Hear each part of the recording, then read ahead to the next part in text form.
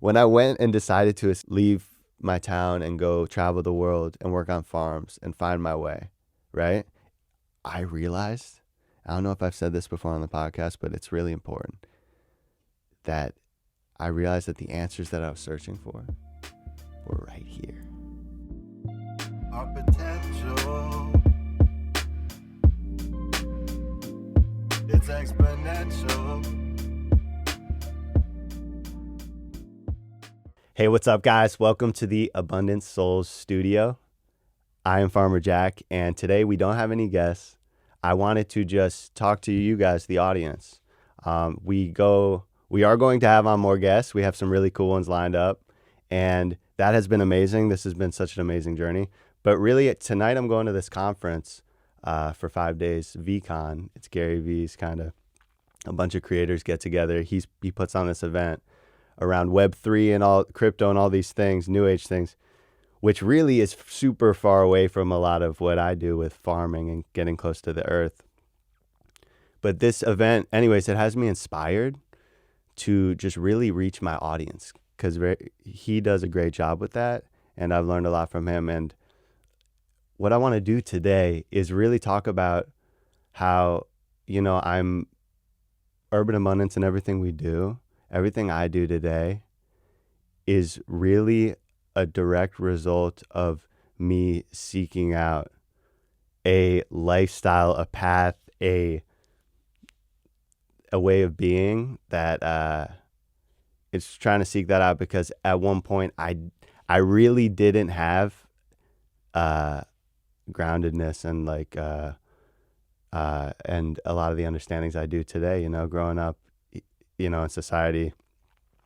Anyways, I'm sure a lot of you guys can relate. We grow up ignorant and naive in a lot of ways. And anyways, we're going to go really deep today. And I want to talk about this. I want to talk about how when I was a kid, I also had a beautiful life and I'm super grateful.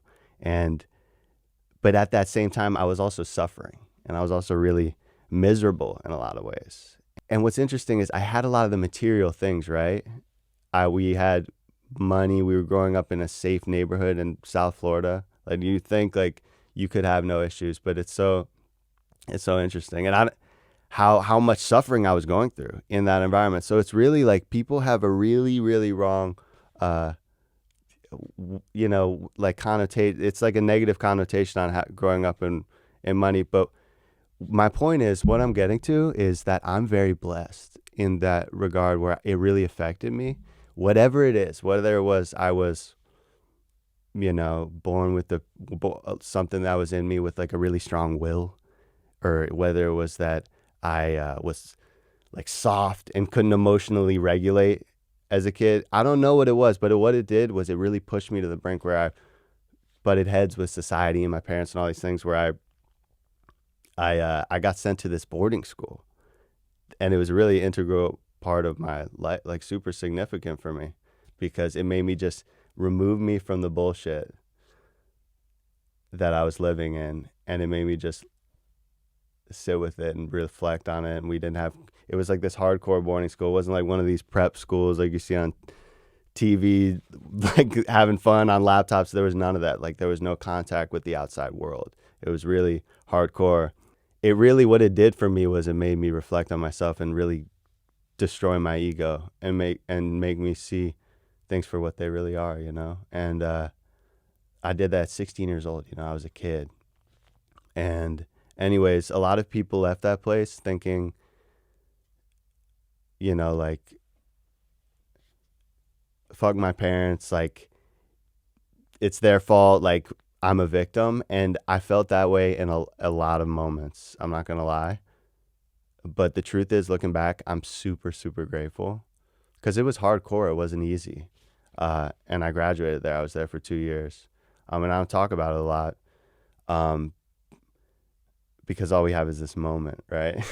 But what this place did was I got to get removed from all this, and I learned how to scrub toilets. I learned how to sing and pray. I learned how to get along with people. There was 22 of us in this little trailer, 22 people living in this little trailer. And it was in this school ended up being in the New York Times because it was like known for being really hardcore, like it doesn't even exist anymore. But check this out. Like I really wanted to talk about this today because it matters. Like because it's lessons. This cat Jan Charipko, who was there, who really like inspired me in so many ways in my life. He's a mentor of mine. He was a teacher at this school, and he said, wisdom, like this wisdom is just understanding, like getting. And he taught me a lot of these things, and he said that we even chose this life. Like he's like, we chose all these problems that we're facing. So stop bitching about them, basically, and get over it. But anyways, and I had a lot of beautiful experiences at this place too. You get to know your environment, and we humans are really adaptable. It's really interesting. So I laughed a lot at this place and had a lot of fun too, and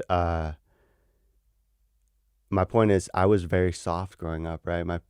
Anyways, I wasn't taught a lot of these lessons, and I was thrown into a harsh environment. And what it taught me in a lot of ways, and I didn't get a lot of this right away, and I'm still learning. Like, I want to talk about what it taught me. But my friend Neil the other day, who's been on this podcast, he said, why did you like start doing the podcast? It's so interesting. Like why, what's the benefit? And I said, first of all, I don't even know if it's the right thing to do. I'm just doing it. I just chose to do it. And that's my point. Like, that's how I live today, because it's like, hey, I don't even know if we have tomorrow. Like I've lived so many lifetimes where like, that's where I'm at. Like, I'm so grateful for this life and all these people that I love so deeply in my life. And like, that could be all gone. Like, I just want y'all to feel that, because like my homies at that school, like some of them aren't even with us. Like, I'm talking at their funeral type stuff, like years ago. And my point is, like, I was suffering a lot as a kid, and through the suffering, through the facing it, no matter how hard it is, comes the growth. And on the other side is that person that, like, at the end, Ed Milet talks about this another mentor of mine, virtually, he does podcasts. He says that at the end of your life, like, he believes you go and meet the person, whether it's true or not, whatever, you go and meet the person, the best person you were meant to be. And like, how are you going to feel in that situation? Like, are you going to live up to that person? Like that's what it's about. And, I I know you guys probably weren't planning on this today, because we keep it light on the Abundant Souls podcast. We want to spread the light, and a lot of people just see Farmer Jack like happy and successful and thriving on social and all these things, and on this podcast, and I am, and I'm really grateful for every moment of all of this. But I just wanted to like give you guys some of the what it takes to go there. I'm talking to my little brother a lot right now, giving him a lot of these lessons, and I feel like it's going in one ear and out the other, and it's all good. I was making a lot of mistakes at his age, 20, 21, 22 or whatever. And my point is, get started now. Get started right now. Like, what's holding you back? And a lot of people are like, oh, it's easier for you to say, like, you're whatever, you're doing it, or you don't care as much, or I'm not the type of person that would do that. Like, who the hell says you're not? Your parents, your teachers, like, really, like, sit with that. Like, why can't we live our dream life right now? It's like, that's where we want to be. Like, and like, ask that question and sit with why. Like, do I care what other people are telling me to do? And it's conditioning, really, and it's not easy. It really isn't. But it's deconditioning our small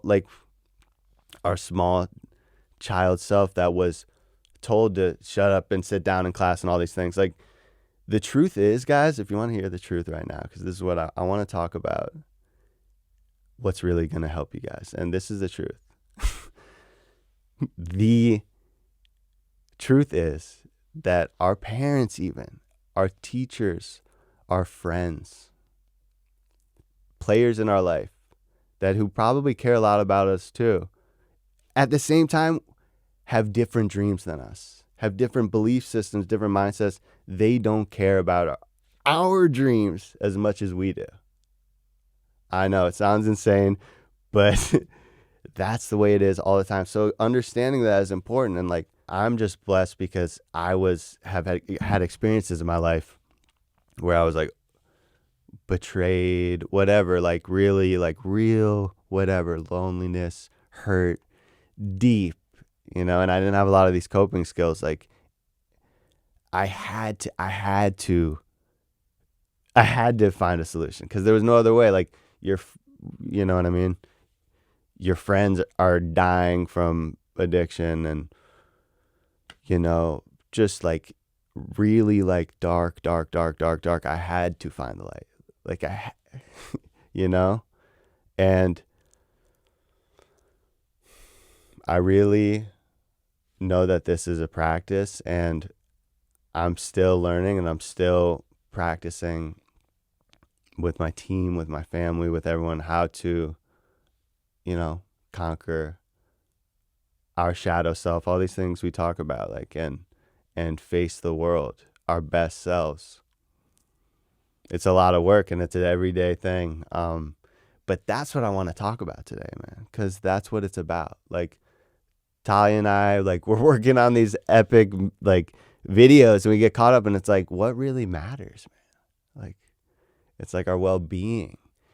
And and I want to leave you guys with that, because I will deter from that path, and I'll realize, oh my God, I gotta like fill myself up spiritually and like in all the ways, and so we could show up for other people and be available.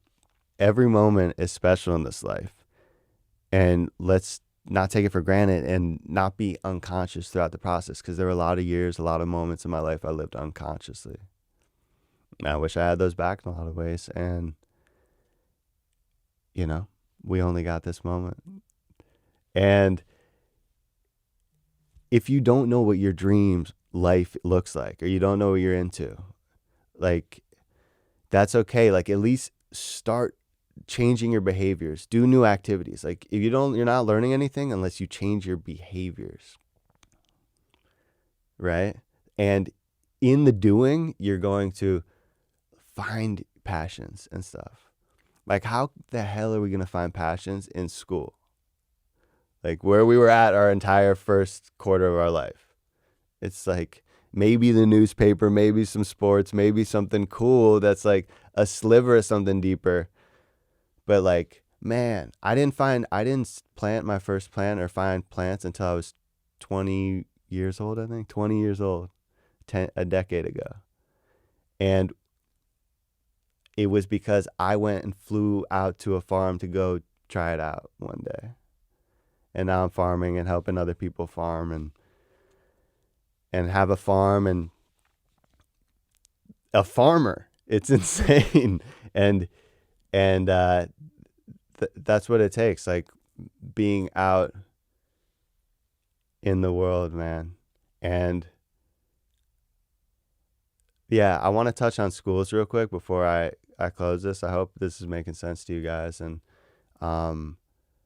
we are going to have on epic guests soon and talking about plants soon, but this is like where it all started for me. So I just wanted to share with you guys, like, being a young person, not watching all my friends graduate, all those things, and just not knowing.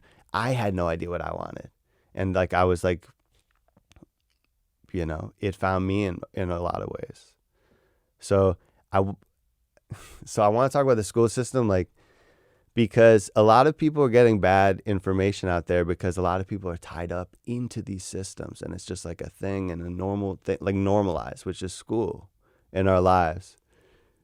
But in a lot of ways, school is like not that normal. Like, you don't get around and move. Like, we're not very human, if you will, in these settings. So, And on top of that, like, so my point is like development doesn't happen in schools. Wow.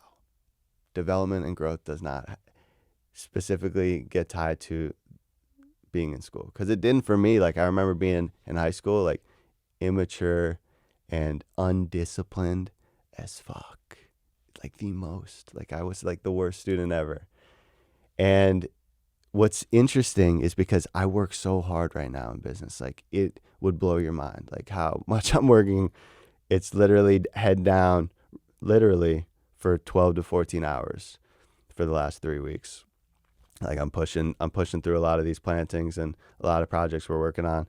And how is that possible? You know, I mean, how am I all like organized and try to be at least as much as I can be? I'm trying to keep up at this point, like organized and all that stuff and discipline. Now, it's like I think about this and like what it is because it's something I saw why I was doing it. Like I see why I'm planting all these gardens, because it's bringing so much life and beauty and abundance and joy into people's lives.